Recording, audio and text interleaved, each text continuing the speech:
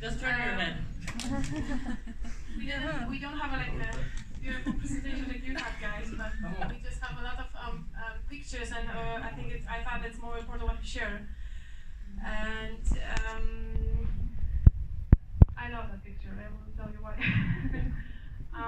I have to say that this trip was like more than I think any of us expected.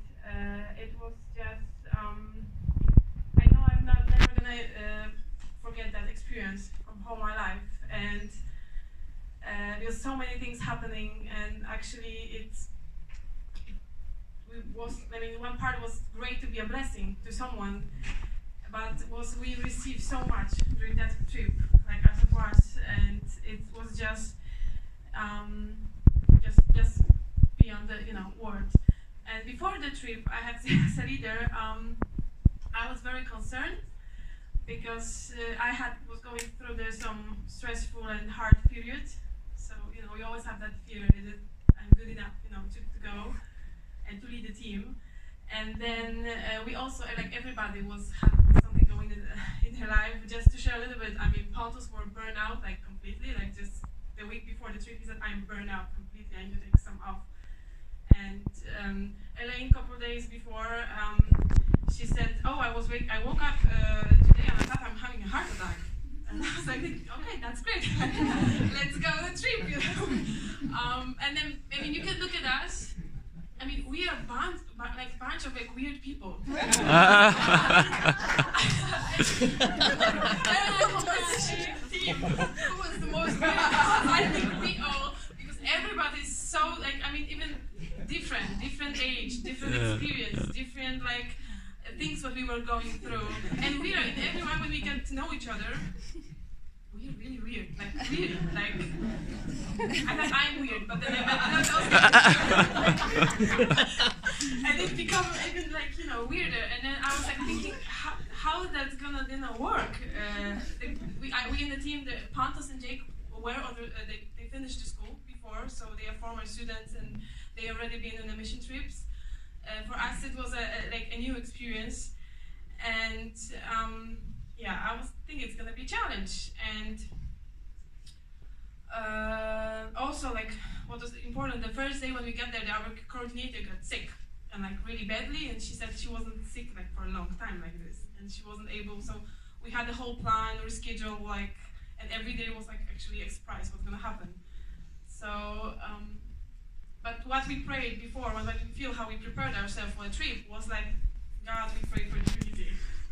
We need the unity, because and I remember when all the things was happening, I was I don't know how it's gonna work, but Lord, I need you, I need you, every day. So we were, for me, it was also thankful, sacrificial that we actually prayed a lot during that trip for our team, for the other teams. I don't know, I got somehow every day was feeling, and I felt pray for other teams, for the leaders, and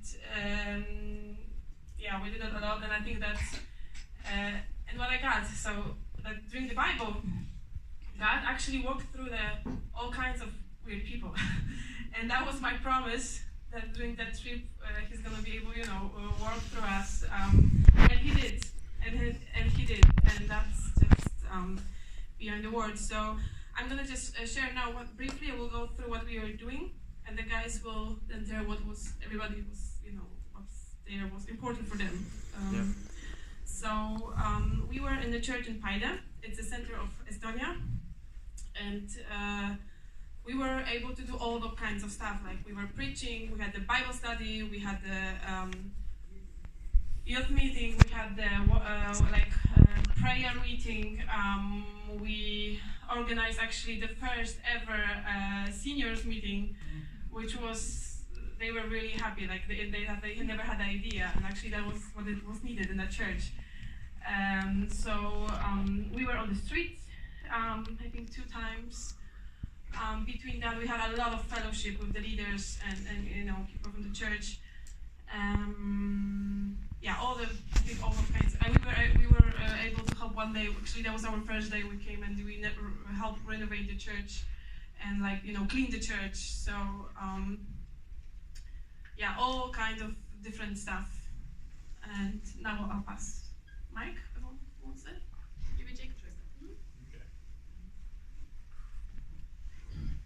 So yeah, my name is Jacob, yeah, and I've already been to Estonia 2 years ago, and I really wanted to go back, so yeah, I did. And this church that they have in Paide, it's an old concrete building from I think the 70s or 80s or something, and it was used by the Soviet government somehow, and had a KGB bunker underneath. So it was a really cool building, and yeah, I'm putting tape on the walls and the girls are lifting chairs, so it's equal. So we did that on the Saturday, because there's a lot to do. And yeah, the pastors are from America. The main pastor, he's descending from, or his ancestors, or his father actually. He's from Estonia, so they fled during the Second World War, and then they come back during the fall of communism, I would say, and there was a major revival during that time. So they've been staying there for since then, and they are really awesome people. They have so big hearts, and the church in general, like everyone, is so great. So we got really blessed during our time. And I'm gonna share a short thing. We had some street mission the last Saturday, and yeah, I'm not that kind of guy. I rarely talk to people at all, actually. And so we had some prayer before, and I was praying that, may the prayer never end, because I didn't want to. But the prayer ended, and we go. So we went out, and there was a market in town that day. So yeah, I figured that if I go to the sellers, they won't run away. Perhaps. So I actually started talking to them, and it was nice. I've never done it, so I couldn't know how it would feel. So yeah, and we prayed for some people, and a dude got healed in his leg, and, things like that. So he actually worked for me as well. Dude got healed in his leg. That's nice. So he can probably work through you as well, and I encourage you to go out in the streets, even though it's even though it's the 17th of May. No, just kidding. Thank you. I can so much relate to what Jacob said, because I really don't like street mission things and going to street and talk with people. But we had to do this. So I went with one other woman, and she's the one who is going like almost every week, and she knows everyone from the city. It's like 8,000 people there, so it's not hard. But she knew everyone, and I was expecting that, it's gonna be nice because we're gonna go together. She's gonna talk. I'm gonna just stand there and pray. But she was like, okay, so you're gonna start, and I'm here if you need something, but you're gonna be the one who's gonna talk with me. Thank you, Jesus. So I did it actually, and it went fine. It's like I was so surprised that people really wanted to talk, and we usually talk with older people, and they so need to have just someone who is gonna listen to them, who's gonna be there for them, and it was a really good experience. I'm still not sure if I want to go like every week to the street mission, but now I know that it's really something what we are called to do. And also I want to share about youth meeting. We had a youth meeting on Friday, and after that we were praying for some people, and I was praying with one girl, and I didn't know her before. She almost now I'm speaking to my girl. She almost didn't say her name and anything, so I just prayed with her, and then some things started to come up. I was saying words which I haven't been expecting, and it's like it wasn't me who was saying this, because I'm not seeing these things in this girl. And it was like slapped to my face. It's like so often we don't see that much in the people around us, but God has got something so much greater for us. So it was a really big experience for me. Yeah, this trip was simply awesome. It's hard to summarize it in like 5 minutes now, but I will make a try. And as Sandra said, I was being burned out for like a month before the trip, so I was like, oh, how is this gonna work? But the day I arrived to the airport, I felt like I was completely healed. Yeah. Amen. Yes, come on, somebody. So I've not been burned out for anything this trip, and thank you, Jesus. And I was, one highlight of the trip was actually we had a prayer meeting on one of the days, and I was going to preach before the meeting, and the day before the Holy Spirit just told me to preach about something else, what I had thought about preach about. So I preach about deliverance and how you can be delivered and how this town can be delivered, because I believe that before a great awakening can happen in this area, something needs to be broken in the realms of the Spirit. And after I preached, the Holy Spirit just fell, and it was awesome. And some people they thanked me so much after the preaching that what you said was really from the Lord. And as for Estonians, they're very quiet during preaching. They're not saying too much. They're not like me, or how you put it, or like they're pretty timid. And but they were just like, oh, thank you so much. So I was a little bit shocked actually. So that's so awesome that we could bless this country with that. And one other highlight was actually that we got really good friends with the local people. And I've been on quite a few mission trips before, but I've never been on like one that we have become so close friends with the local people. And we connected really well with them, and we got a blessing, got to be a blessing for them, and that was it was awesome. And and we as for the street mission, it was awesome because Sandra, she spoke Russian fluently, and she couldn't speak it at all, but it was just she spoke it in the Spirit when she was talking to a Russian woman. So the Holy Spirit really used each and every one of us, and that was and the people were so generous in this town. They invited us to dinner every day, and I think everyone else gained like 2 kilos or something. But I have gym clothes with me, so I'm going to something like it was simply awesome, everything. So maybe Elaine, you can. Hello everyone. Hi, that was great. We had such a busy schedule when we got there, but we just faced every challenge what came along. And Sandra was a great leader. She organised us very well, and we just went along with her. There were times where I felt I was too tired to go along, but I remember one thing when we prayed together, when we met, that Sandra said we need to talk about things, and we need to stay together, don't separate and go all over the place. So we did stick together, and it worked really well. But my highlight was when we went to the youth meeting there. Sandra shared her identity, and all of us shared a testimony. And then after we had fellowship with the young people, I was speaking to this young guy. His name was Simon, and I was encouraging him to come to Bible school. And I told him that he could come and visit, and just told him about the many things that he could do here. And he seemed very interested, but he said that I need to finish my university course and then I will come. And then I shared with some more people. Yeah, it was just awesome.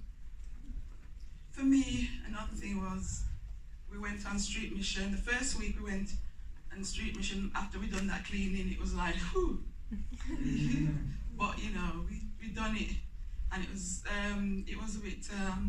There were many people who was thinking, where's everyone on the street? There was hardly anyone on the streets. The streets was very empty. But we managed to go to the park, and we met 2 guys in there. One of them, we were talking to them and said, oh, I'm so sorry, I'm really drunk. You could smell the alcohol, but I said, it's okay. it's fine, we can still talk. I just like to talk to you about Jesus and, you know, what Jesus done for you. And then he started to share his story about his mom and dad was very ill and, you know, they were disabled and they couldn't take care of him and stuff. And I started to say to him, you know, that when your parents are not there, God's there for you. And I started to encourage him, and he said, yes, you know, I thank you for sharing with me. And he was just so happy. And then he started to say he worked in the graveyard, you know, digging graves and burying people. And then he said, I said, is there anything I can pray for you for? And he said, oh, my shoulder, because of all the digging, and my back is very messed up, he said. So I just started to pray for him. I started to pray for him, then he started to talk, and the lady that I was with, Simka, she said, oh, shut up and let she talk, let she pray. And then every time I started to pray, he started to talk. So I was like, I was never going to get there. But eventually I did pray for him. And they said, oh, can we have a picture? Can I tell more? Can I say something? The two guys wanted to marry her. And I said, first Jesus and then you have to call her Dean, because I'm not I mean, they were so in love with Elaine there. Yeah, we invited them to the church, and they said that if it wasn't working, they would come. If it didn't work, they wouldn't see them. But I think they told some more friends as well, and one of them came. Yeah, and the second week, second Saturday, we went on another street machine in the market. It was very busy. I was like very shocked to see so many people. But yeah, I was like, yeah, great. Where do we start? So anyway, the first thing we saw was this tent, and it had, well, it was in Russian, I think. And the person that I was with, one of the mission leader that I was with, he said, oh, it means sin. So I said, okay, let's go there. So there was like bikers, in, you know, dressed all in black with their bikes. There was about 4 guys, and you know, we just greeted them and just asked them if we could just share with them about Jesus, and you know, telling them about Jesus died for them, you know, nailed their sins to the cross and stuff. And well, there was 2, the mission leader and another woman, so there was like many conversations going on, and it was like there was 3 people there, and then a few left, and this one guy kept talking, but they were talking, I didn't know what they were saying, so because they weren't translating, so it was very difficult. Then he said, oh, what do you want to say? It was very difficult, you know, with all the language and stuff, but we still managed to pray with them and encourage them and say, you know, just bless them and stuff. Then another thing, we had the seniors night. We planned that, we bought them flowers, and we got the guys to take the coats and give them the flowers, you know, and while we just spoke to them and encouraged them. I shared a word with them, just a word of encouragement, because I felt that they needed encouragement, because we watched a video of Estonia and how when they went to war and how many were killed and stuff, and I just felt like they needed encouragement. You know, they have a big history, you know, where many was killed, and so we wanted to encourage them, you know, told them that God hasn't forgotten them. And they were really blessed in this meeting. When we gave them flowers and stuff, they was really excited, and I shared, you know, like a couple of songs with them. I said, yeah, that's my favorite song and stuff, you know, that was really encouraging. Yeah. And then the Tuesday night we had a Bible study. I shared, Therese shared on the character of God, she was absolutely marvelous. She was just, wow, you know, she went to another level. She's a teacher. Yeah. Jacob shared on salvation, and I shared on faith. And the church was very blessed and encouraged. They were so happy. And for the whole week, they just came and gave us gift after gift. You know, there were so many gifts for that week, you know. And that's last Saturday I prayed for a lady that's full soul. Yeah, we were standing witnessing to people, and she came up and we were talking, and I said to her, oh, I feel like a burning on my chest. And she said, yes, I have pain in my heart. So I prayed for her, you know, and well, I don't know what happened after, because we didn't see them again.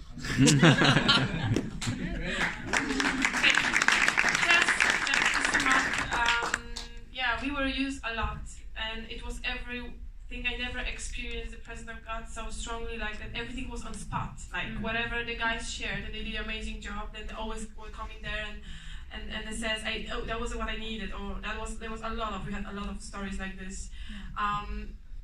Two short testimonies, Simon, I need, okay? Thank you. On the youth meeting, there was two girls, what I got to pray for them, and one of them were bullied at school, really badly, that she couldn't sleep, and she was really threatened, and we got to pray together, and this is the time that you get really touched, and you don't know what's gonna happen next. And actually, these three girls came from the totally other cities, but after the prayer, I was like, there was a gold hearing, like the words were spoken, like I would say gold words. I say thank you for giving me a hope. So I believe that when we pray that Jesus started a new life in her, a new chapter in her life, but also that other girl who had a heart condition. She had a usually really high rate of the heart, the beats and go really fast, and she ended up very often in hospitals because of it. And we had to pray for her, and she said she was crying and felt a worm coming out. And then after the meeting, she just checked her heart rate. And before the prayer, the meeting was like 130, 8 or something, so it was really up high. The pulse was really high. And after the prayer was 85, and she said it's like she never had, like she don't remember when she last time had, such a small rate of it. So and the last story, but actually I was really surprised what happened during the street mission. I mean, Polish language, it's like from Slovak language family. We got to understand more, like I can understand Czechia. Not everything, but more or less. I can understand when Karina speaks Ukrainian, but Russian I don't really understand. I mean, it's easy to pronounce it for me, but I don't know Russian at all. Like I know maybe some couple words, and we see this lady sitting, like older lady sitting on a bench, and I just felt just go sit with her, like, and just start talking. And we knew that that she was Russian speaking. So I was like, no, I shouldn't go. Like I don't speak Russian. How can I, do it? And even my Simka, the girl I went in a team for the street mission, she said, "Do you speak Russian?" I was like, "Not really, but I can go sit with her, maybe." So she was like nice and lovely, so I don't know how it works. But suddenly, I had no idea because I was sitting on a bench for half an hour. I was able to speak Russian, which is like weird. I mean, that was, after the mission, I was like crying after going out on the streets because I had no idea what happened. I was able to speak, like the words were just coming to my mouth, like I never heard of them. And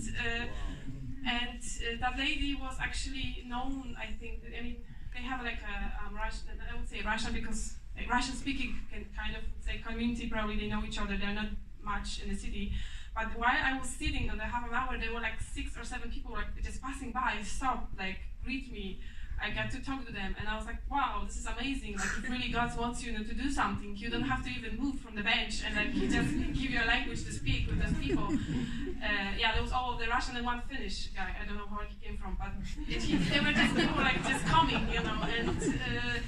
and I got to know all the details. Like really, I was able to listen and understand that what they planted in the garden, who hates who in the city, all the gossips, and for me also that I had to explain in Russian why I am not Jehovah's Witness and what's the difference between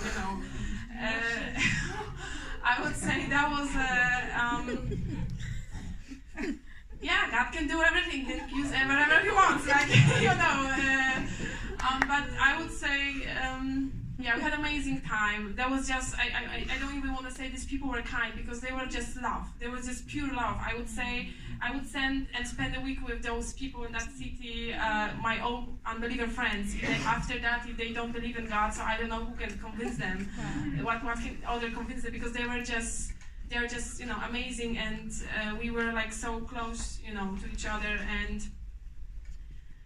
And also maybe a little bit private testimony, like before a couple months ago I got kind of diagnosed that I might not having a children in the future, that I'm or gonna be really hard in the future to get pregnant, and there's even a name or syndrome for it. And then I found out on the last night that one of the leaders had the same, and actually she had a baby. So we get there was also I mean, God's use you when you have just open heart and willingness. And I was really sacrificing myself every day. God's this is your trip. This is you have to work it through. You have to work it through. God show us so many things. And Estonia is a really special country for I think there's something big is gonna happen. Because after the first prayers we had something we were crying. I was able to feel God's heart for this country, and I was whoa, you never experienced stuff like this, and then you go and it's thank you. We are really happy.